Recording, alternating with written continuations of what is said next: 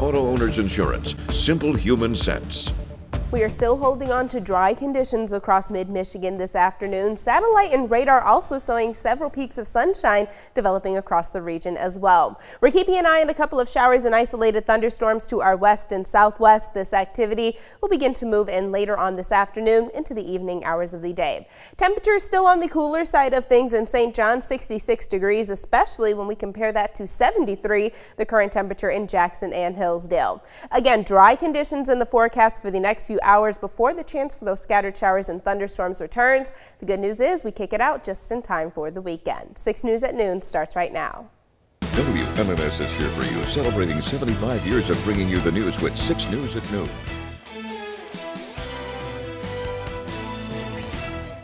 "13 people hospitalized, 2 of them in critical condition and 1 as young as 3. That's the result of a 5-car crash that Lansing police say stemmed from street racing. It's our top story at noon. Thank you for joining us today. I'm Megan Vaselli. This major crash happened around 8:30 last night on MLK at Pierce Road. The Lansing Police Department says 2 drivers were racing each other heading south on MLK when another driver legally turned onto the road from Pierce. The speeding cars hit the one that made the turn, and all 3 of them crashed into 2 other cars.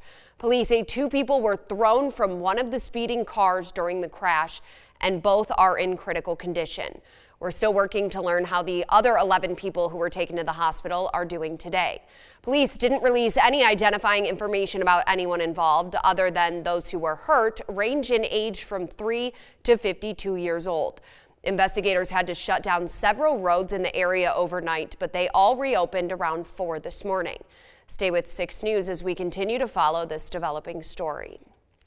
Also in Ingham County yesterday, a Lansing man got hurt in a motorcycle crash.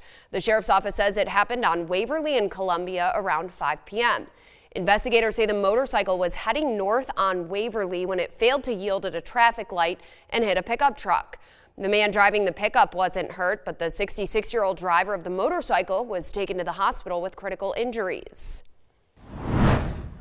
The Trump administration is putting the pressure on Russia and Ukraine to finalize a peace deal. Negotiations continue today after Russia launched another strike on Kyiv overnight. Natalie Brandt is here for you with the latest on the effort to end this war. As President Trump left the White House headed for Rome, he described talks between Russia and Ukraine as fragile but coming along. We're going to try and get out of war so that we can save 5,000 people a week. I think we're pretty close. President Trump's special envoy, Steve Witkoff, is in Moscow Friday to meet with Russian President Vladimir Putin for a 4th time. It comes as Ukraine says Russia fired more than 100 drones overnight, killing multiple people.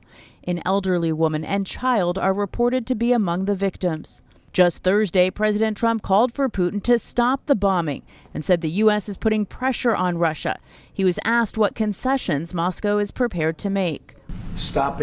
Taking the whole country, pretty big concession. A major sticking point in negotiations is Crimea, seized by Russia in 2014. In a new interview with Time magazine, President Trump said Crimea will stay with Russia. They made a decision. There wasn't a bullet fired. There was no fighting. There was no anything. They just handed it over. Now they say, well, can you get it back? I think that's going to be a very difficult thing to do. Russian Foreign Minister Sergei Lavrov spoke to CBS News Face the Nation moderator Margaret Brennan about the negotiations. We are really polite people, and unlike some others, we never discuss in public what is being discussed in negotiations. Otherwise, negotiations are not serious. Ukraine's President Volodymyr Zelensky has said his country will not recognize Russian control of Crimea. Natalie Brand, CBS News, the White House. The city of East Lansing held a retirement party today for its fire chief after 30 years of dedicated service to the community. Enjoy your retirement, sister. We have no doubt that you will continue to use your Ornita to help others. Chief Carson, we wish you all the best from East Lansing Fire Dispatch and the city of East Lansing. Sarah's Claire, Type 53. Thank you. Worked with a great group of people, and I've had a good career, and now it's just time to pass the torch and go on to something new. paramedic. She rose through the ranks, serving as lieutenant, captain, and deputy chief before becoming the city's first ever female fire chief in 2021. The East Lansing Fire Department invited the community to Fire Station 1 today to celebrate Chief Carson's career and her retirement. She celebrated with worked with a great group of people, and I've had a good career, and now it's just time to pass the torch and go on to something new. Family and coworkers at the party, and as the first female chief for the city of Lansing, she said it was an honor to make history. Potter Park Zoo is celebrating Arbor Day today with a variety of educational activities. 6 News reporter Zoe Hewitt went to the zoo to find out what they have in store. Well, I wore my best plant attire for Arbor Day at the Potter Park Zoo. The ring-tailed lemurs are preparing too. There will be so many activities here, lots of booths set up, some trivia. Let's go learn more. What are some of the stations?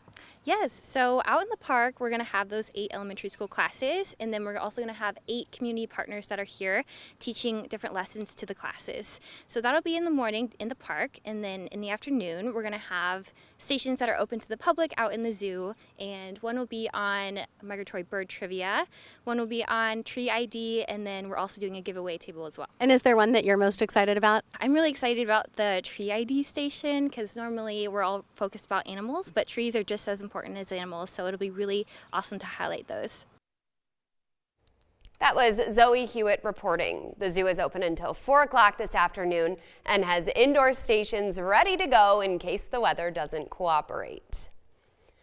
Well, this upcoming Sunday, the Michigan Department of Transportation will temporarily close several ramps on northbound US 127 in Ingham County. These include the westbound I-96 ramp, as well as the Dunkel Road and Trowbridge Road entrance ramps. Crews will install sign covers as part of a $205 million investment to rebuild US 127 at I-496. The work starts at 1 o'clock Sunday afternoon and is expected to wrap up about an hour later. From Storm Tracker 6, this is Weather First, sponsored by Auto Owners Insurance. Simple human sense.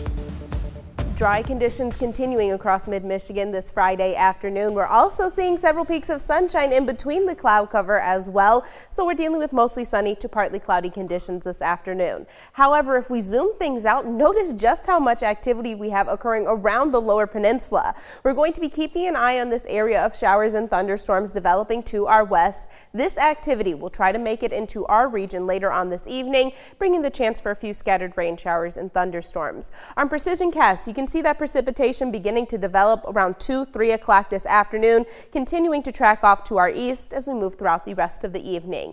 We are able to dry things out overnight tonight, but widespread cloud cover returns to the area. This is actually going to help to keep our temperatures fairly mild across the area tonight. We have a very cloudy start to our Saturday. That is going to decrease once we actually get into the second half of the day by then.